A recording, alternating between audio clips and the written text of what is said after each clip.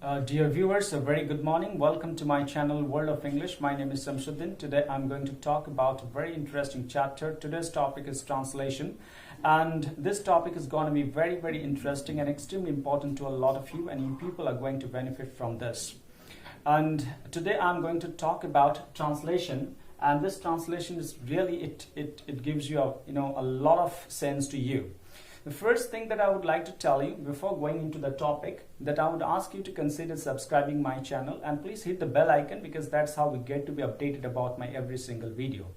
And apart from that, I just want to make sure that whatever I'm doing right now, I'm not somebody who deals into these things. I'm actually putting a disclaimer over here. I'm not a certified trainer at all. This is just my part of a little bit of knowledge and things that I've gathered over the years, and today I'm going to share with you.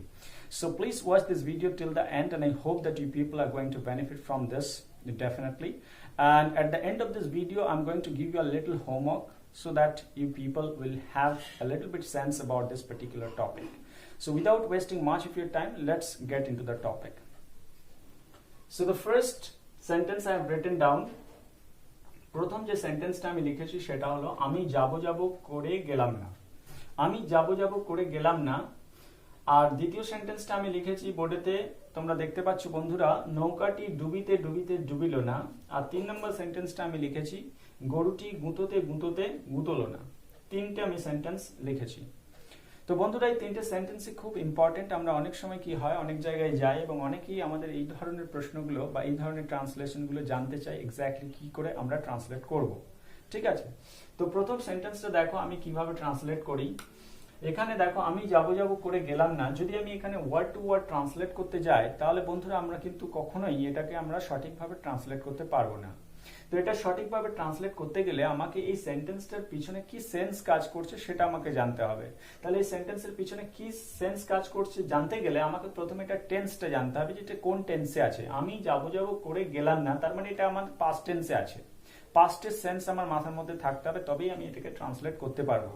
এবং আমাকে জানতে হবে যে কোন ওয়ার্ডটা, এই যে যাবো লেখা আছে, এই কোন ওয়ার্ডটা দিলেই যাবো শব্দটা কিন্তু আমি একবারেই এক্সপ্রেস করতে পারি। যেমন ধরো খুব সহজেই আমি এটাকে লিখতে পারি, যেমন আমি মানে আই মানে আমি, তাহলে আই, এখানে একটা আমাকে ভার্ব দিতে হবে was. I was decided about to go but finally didn't. বন্ধুরা খুব ভালো করে দেখো, প্রথম সেন্টেন্সটা আমি লিখেছি আমি যাবো করে গেলাম না, মানে অতীতে আমি ঠিক করেছিলাম যে আমি যাব, কিন্তু আমি যাইনি। তাহলে আমি যাবো করে গেলাম না, এটা আমি যদি ট্রান্সলেট করি তাহলে প্রপার কারেক্ট ট্রান্সলেশন আমার হবে I was decided। কেন ওয়াজ হলো? কারণ হচ্ছে এটা অতীতের সেন্স আছে বলে ওয়াজ হলো। I was decided about to go but finally didn't। আমি অবশেষে যাইনি। তাহলে এটা কিন্তু কারেক্টলি আমি কিন্তু এটা করতে পারলাম, যেহেতু আমি সেন্সটাকে ধরতে পারলাম বলে আমি করতে পারলাম। তো বন্ধুরা, তোমাদেরকে বেশি এগুলোকে, এই ধরনের সেন্টেন্সগুলোকে প্র্যাকটিস করতে হবে। এগুলো প্র্যাকটিস করলে কি হবে, তোমরা ভবিষ্যতে যখন কমিউনিকেশন করবে তোমাদের খুব কিন্তু সহজ হবে। কমিউনিকেশন করাটা খুবই সহজ হবে যদি তোমরা এরকম ভাবে প্র্যাকটিস করে আগে থেকে রাখো। ঠিক আছে, নেক্সট সেন্টেন্সটা চলো দেখি পরেরটা। 2 নম্বর সেন্টেন্সটা আমি লিখেছি নৌকাটি ডুবিতে ডুবিতে ডুবিল না। বন্ধুরা, এটা তোমরা ট্রান্সলেশন করার চেষ্টা করো। তোমরা হয়তো ভাবছো এটা ডুবিতে ডুবিতে আছে, তাহলে এটা কি হবে, মানে পাশাপাশি ডুবিতে ডুবিতে দুবার আছে, তাহলে ডোবা ইংরেজি তো সিঙ্ক, তাহলে সিঙ্ক কি দুবার হয়, পাশাপাশি হয় না। তাহলে এটা সেন্টেন্সটা আমাকে, এখানে সেন্সটা আমাকে ধরতে হবে। মানে সেন্সটা কি আছে এখানে আমাকে চেষ্টা করতে হবে বোঝা। নৌকাটি ডুবিতে ডুবিতে ডুবিল না, তাহলে নৌকাটি ইংরেজি কি হবে, the boat.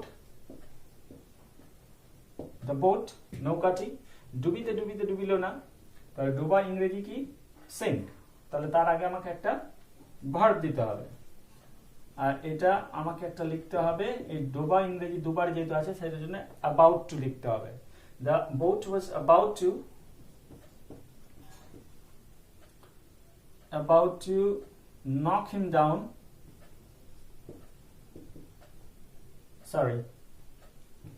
Very sorry. The boat was about to sink হবে, S-I-N-K, sink. The boat was about to sink, but finally didn't. তাহলে নৌকাটি ডুবিতে ডুবিতে ডুবিল না, এখানে আমি লিখবো the boat was about to sink but finally didn't। যেহেতু এটা আমার অতীতে সেন্স কাজ করছে, এটা অতীতে মানে সেন্স আছে, past tense। নৌকাটি ডুবিতে ডুবিতে ডুবিল না মানে এখনই ডোবা কাজটা এখন হচ্ছে না, এটা অতীতে হচ্ছে। নৌকাটি ডুবিতে ডুবিতে ডুবিল না, এটা অতীতের সেন্স তোমার মাথায় থাকতে হবে, তবেই তুমি এটাকে খুব সঠিকভাবে এবং খুব সহজভাবে তাড়াতাড়ি কিন্তু ট্রান্সলেট তুমি করতে পারবে। The boat was about to sink but finally didn't। নৌকাটি ডুবিতে ডুবিতে ডুবিল না। ঠিক আছে, নাম্বার 3 দেখো আমি লিখেছি, এটা আমি মুছে দিচ্ছি। তোমরা যদি মনে করো ইম্পর্টেন্ট আছে তাহলে তোমরা কিন্তু এটা খাতা পেন নিয়ে বসে পড়ো এবং এটা নোট ডাউন করে নাও, কারণ these sentences are very very important which would help you in your communication, in your educational purpose, I would say rather. Next, number 3, গরুটি গুঁতোতে গুঁতোতে গুঁতলো না। এখানে তাকে লেখো, তাকে, গরুটি গুঁতোতে গুঁতোতে গিয়ে তাকে গুঁতলো না। ঠিক আছে, আমি একটু এর সঙ্গে অ্যাড করে দিলাম, গরুটি গুঁতোতে গুঁতোতে গিয়ে তাকে গুঁতলো না। ইংরেজিতে তাহলে এটা কিভাবে ট্রান্সলেট করবে, এটা খুব সহজেই করতে পারবে। এটাও ঠিক একই রকম সেন্স কাজ করে। দ্য কাউ মানে গরুটি, দ্য কাউ গরুটি, ওয়াজ, এটা অতীতে সেন্স আছে, ওয়াজ about to গুঁতোতে গুঁতোতে গিয়ে তাকে, তাহলে about to গুঁতোনো ইংরেজি কি, knock, আর এই হিমটা লিখলাম, এটা pronoun, knock him down। এই যে তাকে মানে him, knock him down, but finally didn't। ঠিক আছে বন্ধুরা, এই তিনটে সেন্টেন্স খুব ইম্পর্টেন্ট এবং এটা চাইলে তোমরা লিখে নিতে পারো। প্রথম সেন্টেন্স আমি যাবো করে গেলাম না, I decided about to go but finally didn't, যেটা আমি আগে বলে দিয়েছি তোমাদের। নৌকাটি ডুবিতে ডুবিতে ডুবিল না, the boat was about to sink but finally didn't। আর নাম্বার 3, গরুটি গুঁতোতে গুঁতোতে গিয়ে তাকে গুঁতলো না, তাহলে আমি এখানে লিখেছি the cow was about to knock him down but finally didn't। তিনটে সেন্টেন্সই খুব ইম্পর্টেন্ট এবং অনেকেই তোমার অনেক জায়গায় জিজ্ঞাসাও করতে পারে যে এই সেন্টেন্সগুলোর প্রপার ট্রান্সলেশন কি হবে। তোমরা কিন্তু সহজেই বলতে পারবে যদি তোমাদের এগুলো প্র্যাকটিস করা থাকে। ঠিক আছে, খুব ইম্পর্টেন্ট, তোমরা এগুলো লিখে নিতে পারো না। এখন আমি 4 নম্বর সেন্টেন্সটা আমি লিখবো বোর্ডে। 4 নম্বর সেন্টেন্সটাও খুব ইম্পর্টেন্ট, এটা নর্মালি আমাদেরকে অনেক জায়গায় জিজ্ঞাসা করা হয়, তো তোমরা এই ধরনের প্রবলেম ফেস করতে পারো। যদি তোমরা প্রপারলি না জেনে থাকো তাহলে কিন্তু তোমাদের খুব অসুবিধা হবে, তাই এগুলো তোমাদের জানতে হবে। 4 নম্বর সেন্টেন্সটা দেখো আমি লিখছি, নাম্বার 4। এখানে একটা ইমাজিনারি কন্ডিশন কাজ করে। যেমন ধরো আমি যদি বলি, যদি আমি রাজা হতাম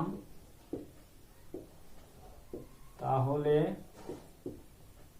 আমার 10টা রানী থাকতো। তাহলে বন্ধুরা সেন্টেন্সটা আমি কি লিখলাম বোর্ডেতে, দেখো, যদি আমি রাজা হতাম তাহলে আমার 10টা রানী থাকতো। তাহলে এটা একটা ইমাজিনারি কন্ডিশন কাজ করছে, যদি আমি রাজা হতাম। তো এই সমস্ত সেন্টেন্সের ক্ষেত্রে তোমাকে একটা ইমাজিনারি ভাবতে হবে এবং সেই অনুযায়ী তোমাকে টেন্সটা করতে হবে। কিরকম করবে, ইফ মানে যদি, আমি আছে I, if I were a king, যদি আমি একটা রাজা হতাম, যদি আমি রাজা হতাম, if I were a king, then মানে তাহলে আমার 10টা রানী থাকতো। এখানে 10টা মানে একই, আমি 10ই লিখবো। দেন আই উড হ্যাভ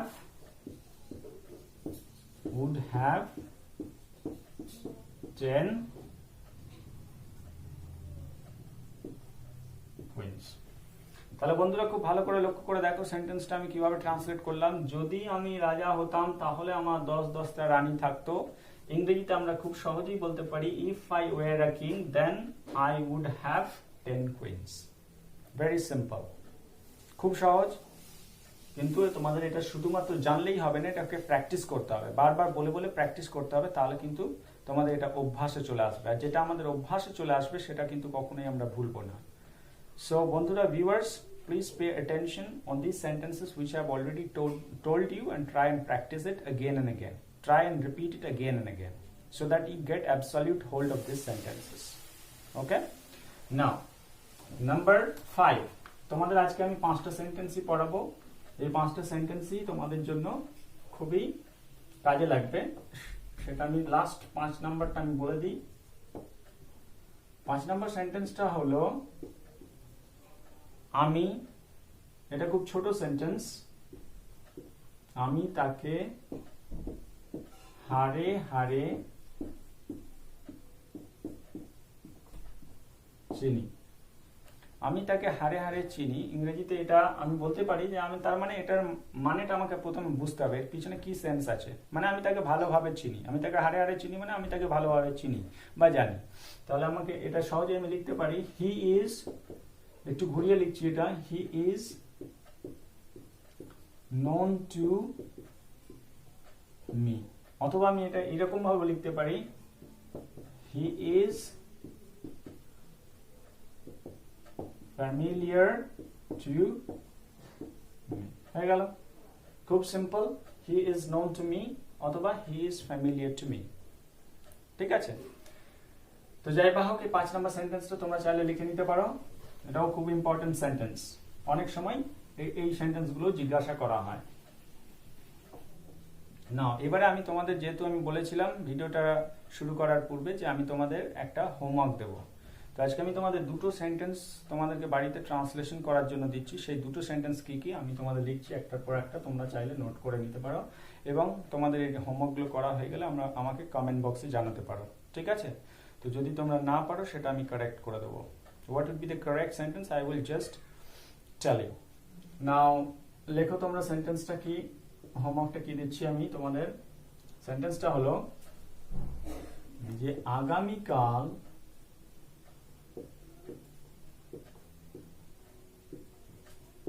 যদি আমি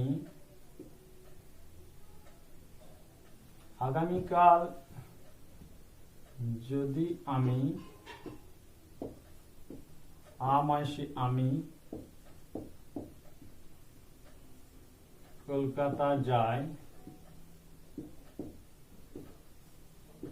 তাহলে আমি তোমার বইটা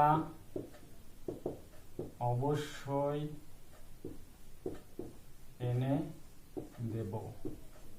এই একটা তোমাদের হোমওয়ার্ক দিলাম, একটা সেন্টেন্স। নাম্বার 2, একটা খুবই ছোট সেন্টেন্স আমি তোমাদের হোমওয়ার্ক দিচ্ছি। এই পুকুরে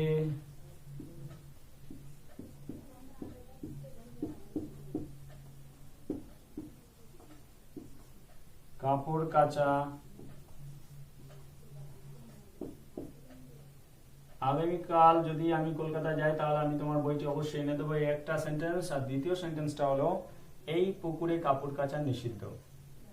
ঠিক আছে, এই দুটো সেন্টেন্স তোমাদের হোমওয়ার্ক রইলো। এই দুটো সেন্টেন্স তোমরা ভালোভাবে ট্রান্সলেট করার চেষ্টা করবে এবং যদি না পারো আমি অবশ্যই তোমাদের জানিয়ে দেবো, কিন্তু আপাতত তোমাদের এটাই হোমওয়ার্ক রইলো। ঠিক আছে বন্ধুরা, ভিডিওটা ভালো লাগলে অবশ্যই বন্ধুদের সাথে শেয়ার করবে এবং চ্যানেলটা সাবস্ক্রাইব করে নেবে, কারণ চ্যানেলটা যদি তোমরা সাবস্ক্রাইব করে নাও তাহলে অনেক নোটিফিকেশন তোমরা পাবে, আমার পরবর্তী ভিডিওগুলো তোমরা অবশ্যই পেয়ে যাবে। তো আজকের জন্য এই পর্যন্তই। Thank you very much.